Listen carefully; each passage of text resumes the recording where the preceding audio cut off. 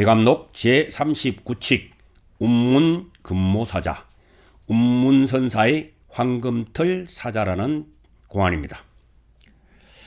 불교 공부의 목적은 해탈 열반입니다. 모든 얽매임으로부터 자유롭게 되어야 하고 언제나 마음이 맑고 고요해야만 합니다. 그러므로 철저하게 수행하여 부처님께서 말씀하신 것을 체득하고 아울러 정법으로 지도하여 사람들이 깨달을 수 있도록 돕는 것은 마치 범이 산에 있는 것처럼 여법하고 당당합니다.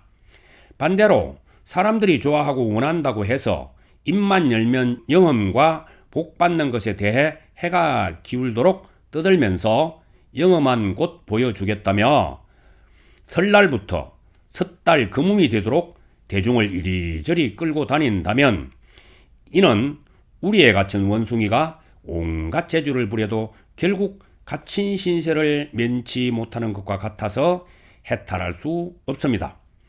어떤 영예로운 자리라 해도 출가자에게는 쓰레기 더미와 다를 것이 없습니다. 큰 자비심으로 그곳에 앉는 이들이 있기는 하지요.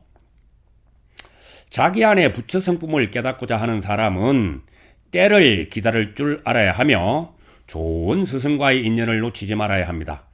뿐만 아니라 스승의 모진 시험이 자신에게 베풀어지는 최고의 자비임을 알아서 끝까지 잘 견뎌 통과해야만 합니다. 농기구를 만들 때는 풀무질과 당금질을 적당히 하지만 보금을 만들 때는 수만 배도 넘는 풀무질과 당금질을 거칩니다. 농기구나 보금이나 모두 쇠로 만들지만 두들기는 횟수에 따라 이처럼 달라지는 것이죠. 만약 자신이 부처와 동등한 성품을 지녔다고 생각한다면 시타르타처럼 목숨을 걸고 수행해 보십시오. 만약 그랬는데도 깨닫지 못한다면 이 송강의 목을 베어도 좋습니다. 좋은 스승을 만났을 때에도 절대로 물러서지 마십시오. 반드시 시험을 통과해야만 진부를 보게 될 것입니다. 만약 서가모니가 평범한 스님의 모습으로 나타난다면 알아볼 수 있을까요? 그저 자기 분상에 딱 맞는 헛개비나 쫓아다니느라 돌아보지도 않을 것입니다.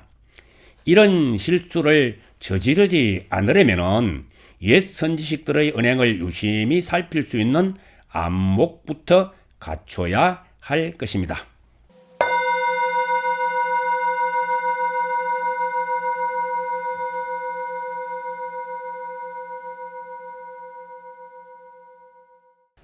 여기 등장한 운문선사는 어릴 때 지직율사의 제자가 되어 율장에 대한 공부를 열심히 하였으나 불법에 대한 목마름을 해결할 수 없자 황백선사의 제자인 목주선사를 찾아가 가르침을 청했습니다. 목주스님은 그를 보자마자 문을 닫아버렸습니다. 문헌스님이 열심히 문을 두드리자 목주스님이 물었습니다. 넌 누구냐? 문헌입니다. 뭘 원하느냐? 참 성품을 깨닫고자 가르침을 받으려 합니다. 목주스님이 문을 열고 힐끗 보고는 문을 닫아버렸습니다. 문헌스님이 이틀간 계속 청했으나 거절당하다가 사흘째 문을 열어주자 곧바로 문 안으로 발을 들여 놓았죠. 목주스님이 멱살을 잡고 말해! 빨리 말해! 라고 재촉하는데 문헌스님이 잠깐 머뭇거리는 사이에 목주스님이 밀어내며 쇠차게 문을 닫았습니다. 그 바람에 미쳐 나오지 못한 문헌스님의 한쪽 발목이 부러져 버렸는데 그 순간 시원한 경계를 맛봤습니다. 였고 목주스님의 소개로 설봉스님을 찾아가게 되었는데 운문스님이 설봉스님께 여쭈었습니다. 무엇이 부처입니까? 잠꼬대 하지 마라.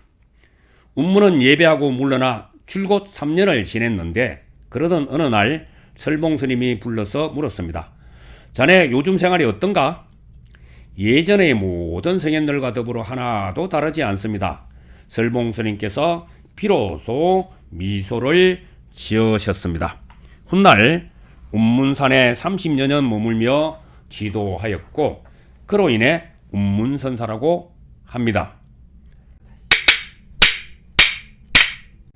본칙 원문을 보겠습니다.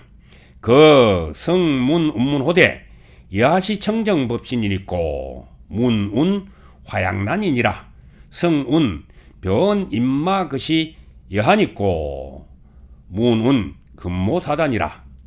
여기 화양난은 작약이나 모란 등의 꽃밭을 에워싼 울타리, 즉 약초밭 울타리라는 뜻입니다. 임마것이라는 말은 그렇게 갈 때 또는 그렇게 알 때라는 뜻이죠. 본칙을 번역해 보겠습니다. 이런 얘기가 있다. 어떤 스님이 운문선사께 여쭈었다. 어떤 것이 청정한 법신입니까? 운문선사께서 답하셨다. 약초밭 울타리지. 그 스님이 다시 여쭈었다. 그렇게 갈 때는 어떻습니까? 운문선사께서 답하셨다. 금빛털 사자니라.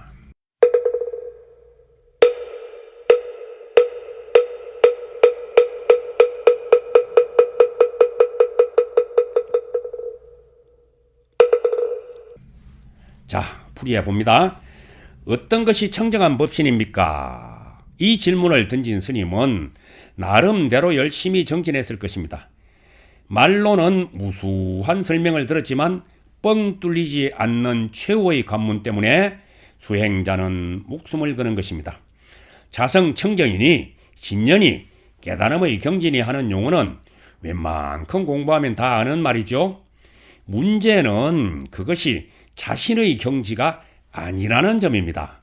다만 귀를 통해 들어와 기억된 말일 뿐이죠. 그래서 이 수행자는 천하의 운문선사를 찾아서 진문을 던진 것입니다. 어떤 것이 청정한 법신입니까?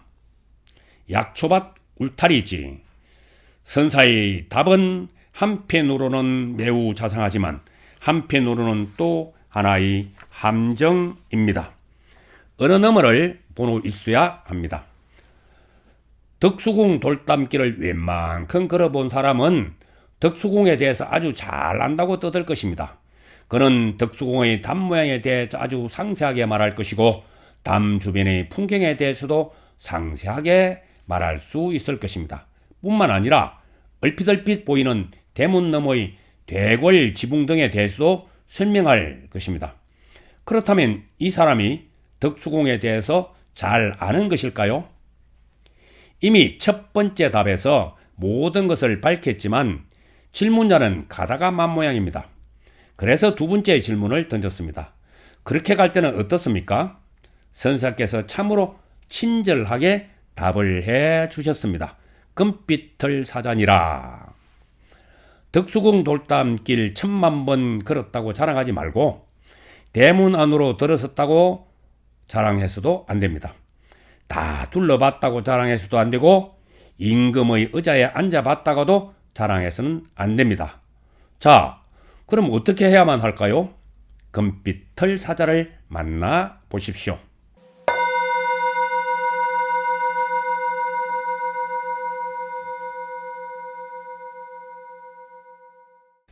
송의 원문과 번역을 보겠습니다. 화양난이여 막 만한하라. 약초밭 울타리여 자만하지 말라. 만한이란 얼굴이 아주 큰 모양, 즉 아주 자만하는 모양이라는 뜻입니다. 성제 칭해 부재반이로다. 눈금은 저울 때에 있지 접시에 있지 않다. 성이란 말은 저울의 눈금을 가리키는 것이고 반은 저울에 달 때 물건을 담는 그릇을 뜻합니다.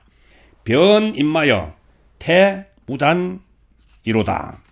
곧 그렇게라니 참 어긋났구나. 태무단이란 말은 크게 바르지 않다, 아주 많이 어긋났다는 뜻입니다. 금모사자 대가간하라. 금빛을 찾아랄 그대들은 보라. 여기 대가라는 말은 그대들 또는 여러분이란 뜻이 되겠습니다.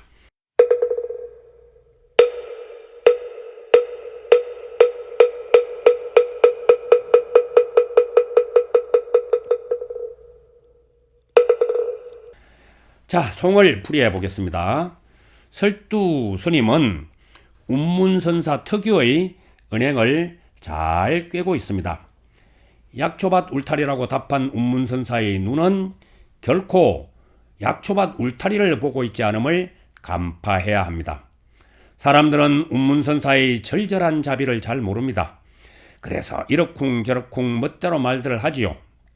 이런 이들에게 아는 채 자만하지 말라고 설두 노인이 주장자를 날렸습니다. 하지만 설두 노인네도 참 자비가 넘칩니다. 한 방 먹인 뒤엔 곧바로 자상하게 눈금은 저울 때 있지 물건을 담아서 저울에 다는 접시에 있지 않다고 충고를 하는 것입니다. 조심해야 합니다. 앞 구절에 정신 차렸다가 뒤의 구절에서 옆길로 빠질 수도 있으니까요. 운문선사가 자상하게 답해 주었으나 수행성은 여전히 도중의 얘기를 하고 있습니다. 그렇게 가면 괜찮겠습니까? 라고 묻다니 여기에 다시 설두 스님의 노파심이 작동했습니다.